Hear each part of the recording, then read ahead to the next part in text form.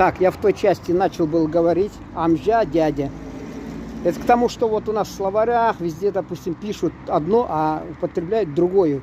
Приезжал студент, учился в педагогическом институте, помнится, он ко мне вовсе не амжа, обращался абы. Вот, и ага, например, абы. Так что широкий спектр. Много слов у них.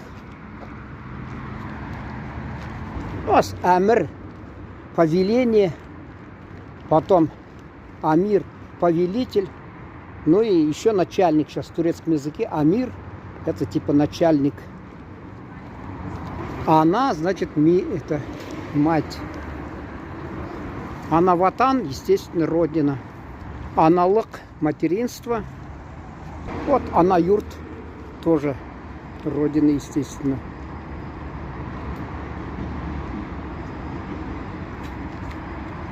Анлашма — соглашение. У нас, у татар, анлашма — это значит типа понимание.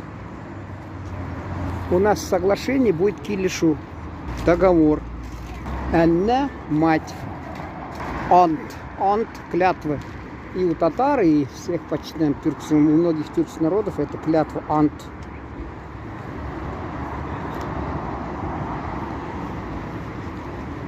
Ант и чмяк — это клясса.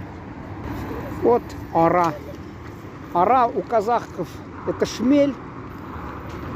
А еще хочу сказать, ара это расстояние. Ика-ара. У нас говорят, вот расстояние. Ика-2, в общем, ара, икара. Араба — повозка. Ну и машины тоже называют араба. Арабадже — извозчик. Вот у нас в городе арок много очень.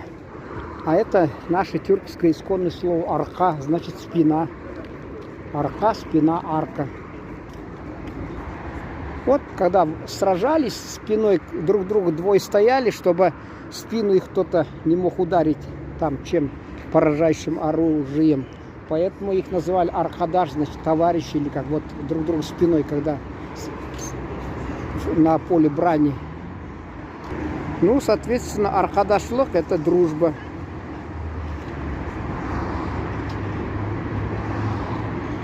Орт — это спина. Ортгас ок.